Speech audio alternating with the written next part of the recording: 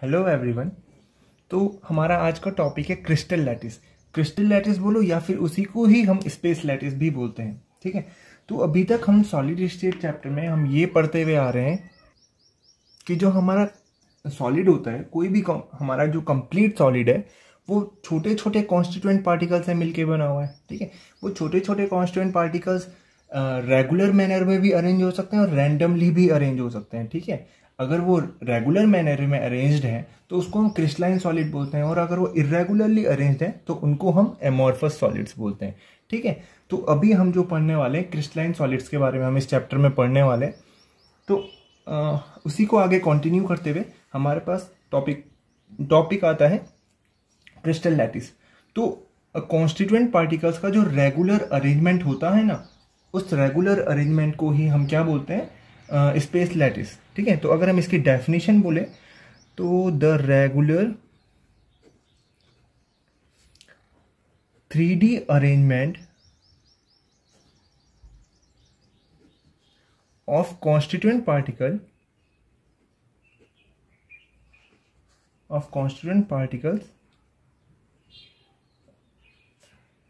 in space is called crystal lattice, और space lattice भी इसी को ही बोलते हैं। ठीक है, so that is all about crystal lattice. और एक और टर्म यहां पे आती है हमारे पास, lattice point.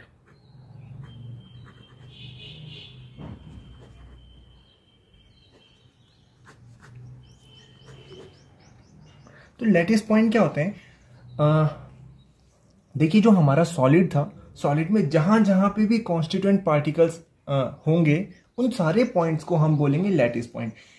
Solid, complete solid में जहां जहां पे भी कॉन्स्टिट्यूएंट पार्टिकल्स प्रेजेंट हैं उन सारी पोजीशंस को क्या बोलते हैं हम? Lattice point.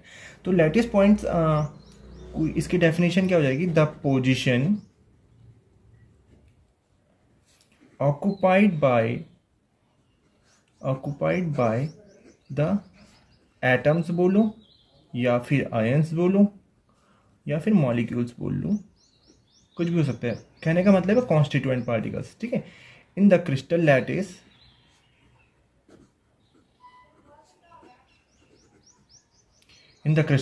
is called lattice point,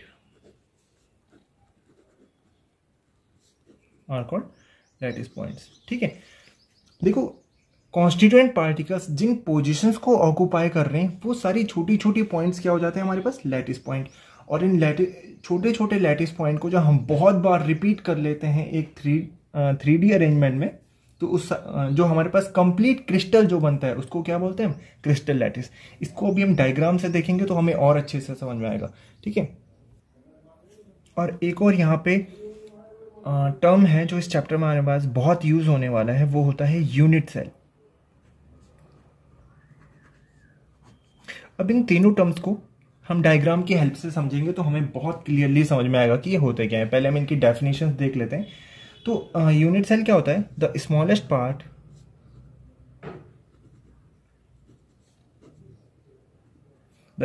part of the complete space lattice, चलो हम क्रिस्टल लैटिस बोलते हैं। ठीक है, कंप्लीट क्रिस्टल लैटिस, हम एक ही वर्ड को पूरे चैप्टर में यूज करेंगे, या तो क्रिस्टल लैटिस या फिर space lattice. Okay, which when repeated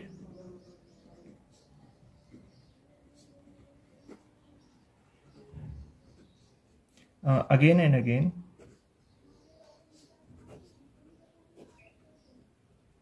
in all possible direction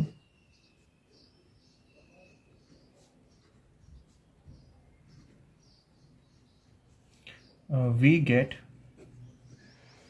the formation of crystal lattice।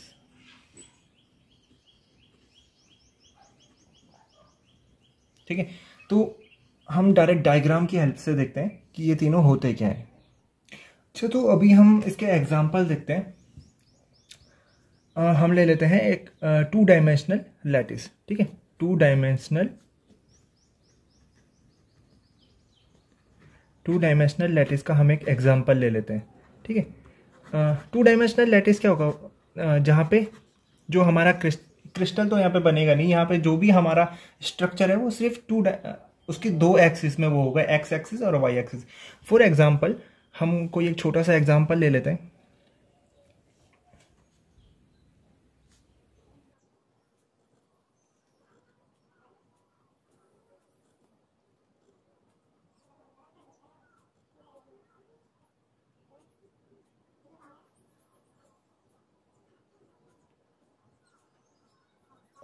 देखिए, from the diagram it is clear that these points on repeating these small points we got our complete structure, ठीक है।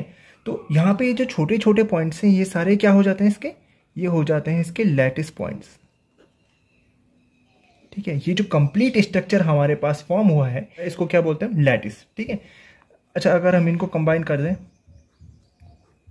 Combine करके देखते हैं, इन सारे lattice point को अगर हम कंबाइन कर लें तो हमारे पास जो स्ट्रक्चर जनरेट होता है उस स्ट्रक्चर को हम क्या बोलते हैं, उस स्ट्रक्चर को बोलते हैं हम lattice structure.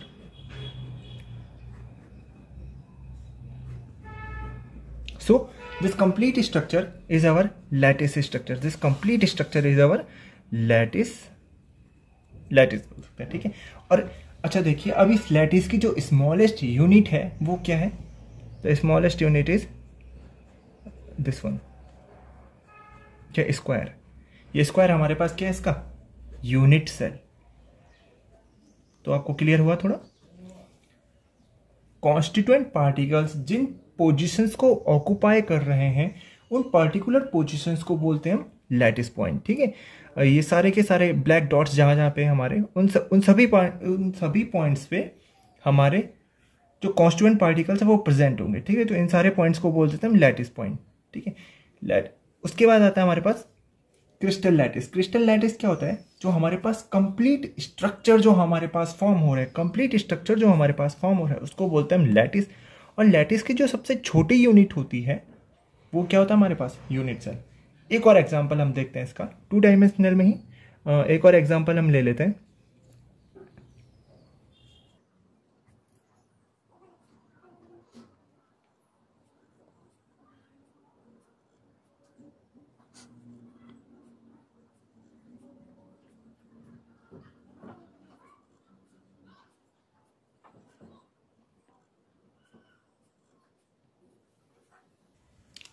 Okay, video pause करिए और आप बताइए यहाँ पे इस स्ट्रक्चर में हमारे पास लैटिस पॉइंट्स क्या हैं। These are our lattice points, okay. ये क्या हो जाएंगे, हमारे पास लैटिस पॉइंट्स हो जाएंगे। उसके बाद ये जो कंप्लीट स्ट्रक्चर है, इन सारे पॉइंट्स को आपस में कंबाइन करने से जो हमारे पास कंप्लीट स्ट्रक्चर मिलेगा उस स्ट्रक्चर को क्या बोलेंगे, लैटिस।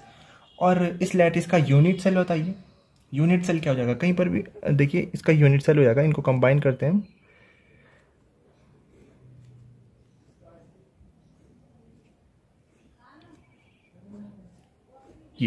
ये हेक्सागन क्या हो गया इसका, यूनिट सेल।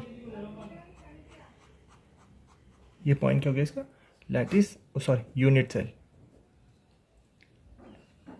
ठीक है। तो ये वाले टाइप के जहां पे स्क्वायर यूनिट सेल है, इन टाइप के लैटिस को बोलते हैं हम स्क्वायर लैटिस। ये जो हमारे पास लैटिस बना इसको बोलते हैं हम स्क्वायर लैटिस। और ये जो हमारे पास लैटिस तैयार हुआ इसको बोलते हैं हम हेक्सागोनल लैटिस,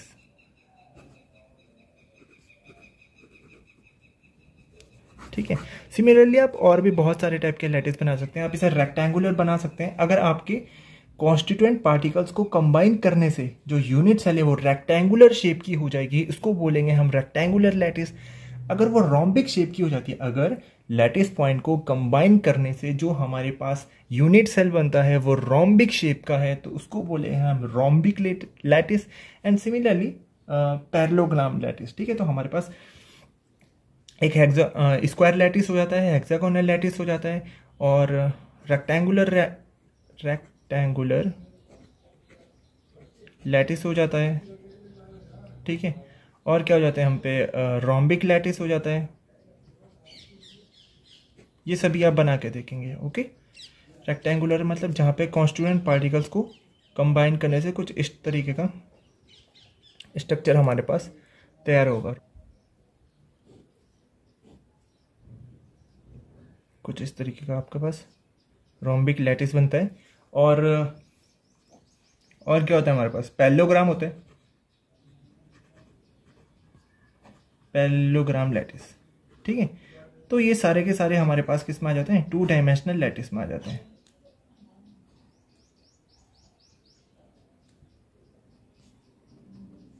अगर यूनिट सेल का स्ट्रक्चर कुछ इस टाइप का होगा तो पैरेललोग्राम लैटिस, इस टाइप का होगा तो रोम्बिक लैटिस, रेक्टेंगुलर होगा तो रेक्टेंगुलर लैटिस, हेक्सागन होगा तो हेक्सागोनल लैटिस, और स्क्वायर होगा तो स्क्वायर लैटिस। ठीक है, तो ये तो था हमारे पास 2 डायमेंशनल लैटिस। ठीक है, इसके बाद हम देखते हैं 3 डायमेंशनल लैटिस के बारे में।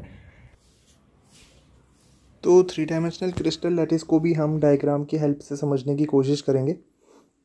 देखिए, ये बहुत इंपॉर्टेंट डायग्राम है, ये आगे भी यूज़ होने वाला है, तो आप देख लीजिए कि इसे बनाया कैसे जाता है। ठीक है, वैसे तो काफ़ी इजी है, बट फिर भी एक बार आप देख लीजिए। हम पहले क्यूब बनाएंगे। ठीक है, उसके बाद इनके हर लाइन के मिड पॉइंट को हम आपस में इस तरीके से जोड़ लेंगे। हर साइड के मिड पॉइंट को हम आपस में कंबाइन कर लेंगे, तो हमारे पास कुछ इस तरीके से एक क्यूब बन जाएगा जिसमें कि बहुत सारे क्यूब होंगे। ठीक है, सो दैट्स इट। अब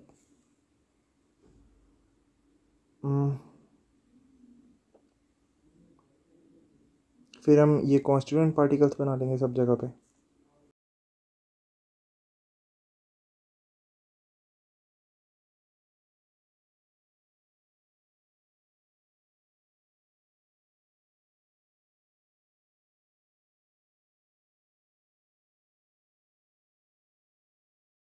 ठीक है, तो डायग्राम से हमें क्लियरली दिख रहा है, ये जो ब्लैक डॉट्स है ना, ये सारे के सारे क्या हैं, इसके कॉन्स्टिट्यूएंट पार्टिकल्स हैं। देखो, एक रेगुलर मैनर में अरेंज्ड है।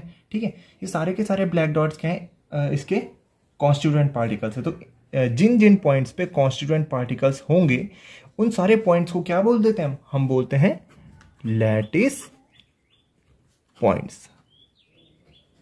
ठीक है, इन सब पॉइंट्स को क्या बोल देते हैं हम, लैटिस पॉइंट बोल देते हैं। और ये जो पूरा हमारे पास एक स्ट्रक्चर तैयार हुआ है, इस पूरे स्ट्रक्चर को क्या बोलते हैं हम, it is an crystal lattice, या फिर जिसे आप क्या भी बोल सकते हैं, स्पेस लैटिस। ठीक है, और इस स्पेस लैटिस की जो सबसे छोटी यूनिट होगी, जिसे बार बार रिपीट करने पे हमारे पास ये पूरा स्पेस लैटिस क्रिएट हो जाएगा, उस छोटी यूनिट को क्या बोलते हैं हम, उस छोटी यूनिट को बोलते हैं यूनिट सेल। तो देखिए, ये क्यूब है जिसको हम अभी ये कर लेते हैं,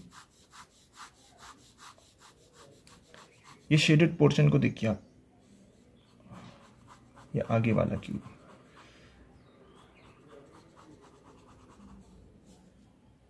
सिर्फ ये आगे वाला क्यूब। ओके, ये आगे वाला क्यूब।